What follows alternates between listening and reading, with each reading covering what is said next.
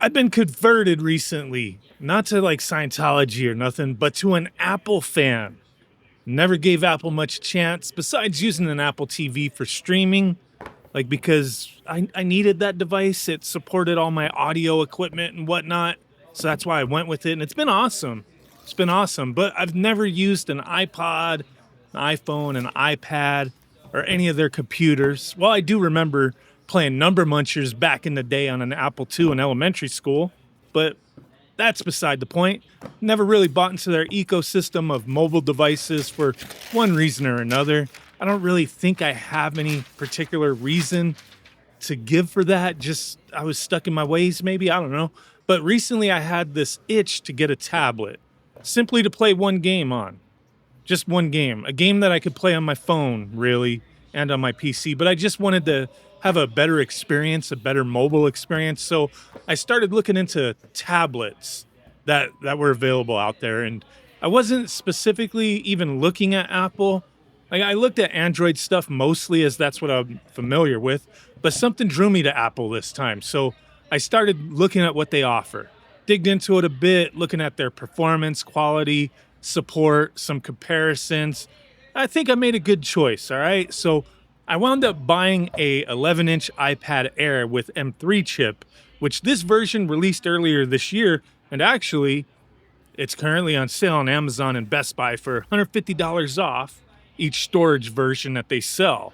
Like this isn't sponsored or nothing, it's just kind of the timing worked out, and I'm gonna cover it because hey, we're talking about gaming here, and I'm like pleasantly surprised with this thing.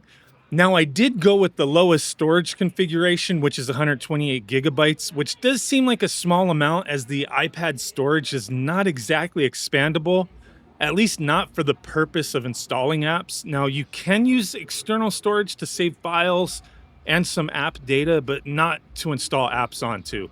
But for myself, personally, for the purpose of playing games, like I've downloaded quite a few games that I want to play, and between that and the pre-installed apps in the OS that's already on the device, only about a third of the storage has been used. So I feel like I should be fine for a while with the 128 gigabyte setup here. So as far as the rest of the specs go, real quick, the iPad Air comes with the Apple M3 chip, which is an 8-core CPU with 4 performance cores and 4 efficiency cores, a 9-core GPU, and a 16-core neural engine, and it supports hardware accelerated ray tracing. So this version comes with 8 gigabytes of RAM. Sounded like a pretty nice setup. The screen is a fully laminated liquid retina display with anti-reflective and fingerprint-resistant oleophobic coating, and it's a 2360 by 1640 resolution at 264 ppi, 500 nits brightness. You got a 12 megapixel camera to record video up to 4K 60 FPS. So along with this setup here, I also got the Logitech Combo Touch keyboard case, which has a detachable keyboard with trackpad and a stand built in. So you could use it like, laptop style. And the keyboard is actually powered by the iPad, so it doesn't require any charging. So as far as setup goes, I already have an Apple account due to having that Apple TV set up. So, getting everything set up wasn't really an issue. Now, being a lifelong Android user, it was only a little jarring jumping into the iPad's OS. I feel it's more like just getting accustomed to locations of things within the operating system, and, the UI and whatnot, rather than it feeling like a foreign language type of a deal.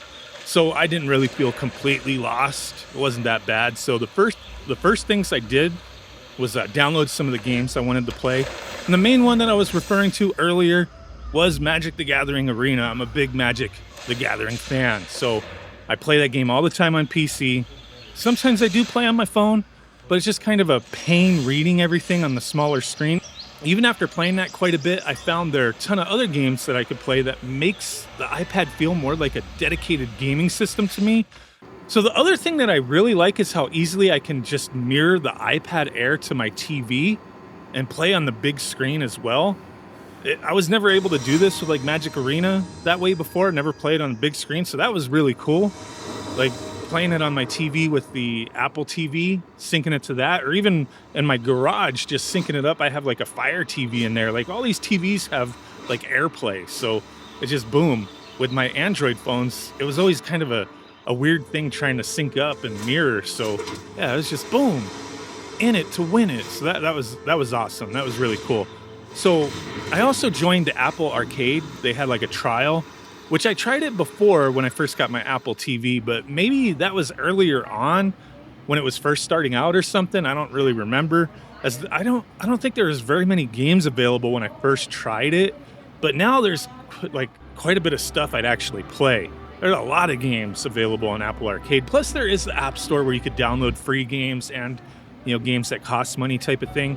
But there was a couple games that I previously bought on the Apple TV through the App Store that I now have access to on the iPad, so can at least get to play those now whenever I want, as TV was always kind of being hogged, so I never really got much of a chance to play stuff like Dead Cells that I had, Chrono Trigger, things like that.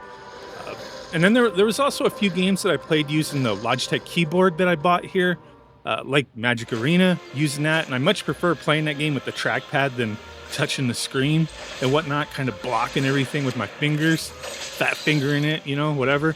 But sometimes, for quickness, I may swipe at something, but it was kind of nice being able to go back and forth.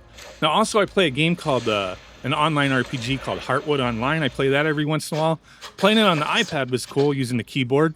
I did a video on that game a while back. It's a free-to-play game. It's available on Steam, Android, iOS. It's cross-play. Play, amongst everybody. Your account can be linked and accessed on any device, so that's really cool to check out this way. But most of the other games that I played, I wound up syncing up the 8BitDo Pro 2 Bluetooth controller. One of my all-time favorite controllers. The Pro 3 version is coming out shortly, like maybe a couple days from the recording of this video, so I can't wait to see how that compares. But using the Pro 2 on the iPad worked great. Instantly was recognized in all the games with controller support without any issue.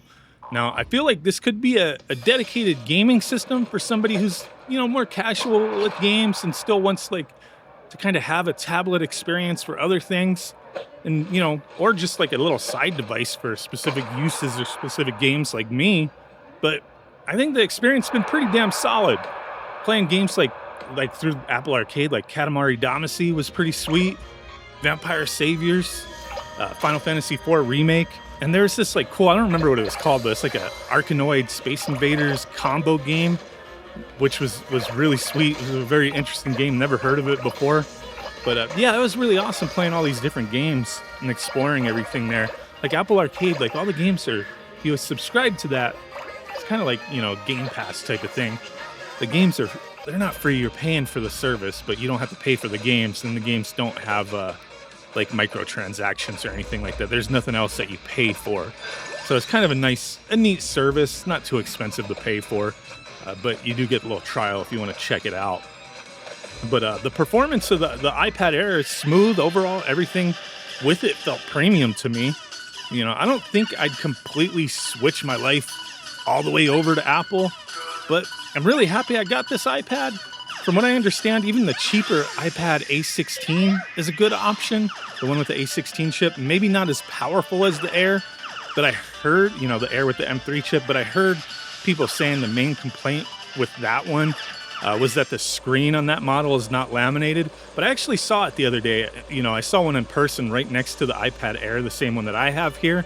And I couldn't even notice the difference with the displays without looking at them extremely close. And I started messing with it, and it was very fluid. So I was like, man, it almost made me wish I'd have just saved even more money and bought one of those instead, as it could do everything that I wanted to do with this one.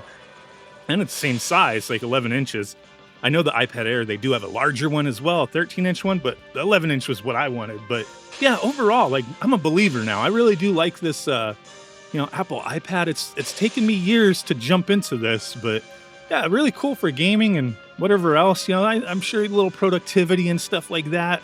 If you want to draw, do some music, or edit some things, there's a lot of stuff you could do here. It's a powerful little tablet, but if you're interested, they're on sale now. Probably go on sale throughout the year. I mean, they just came out a few months ago, but yeah, back to school type thing. They're going on sale. Check it out. Links down below. Thanks for watching. Let me know what you think. Bye.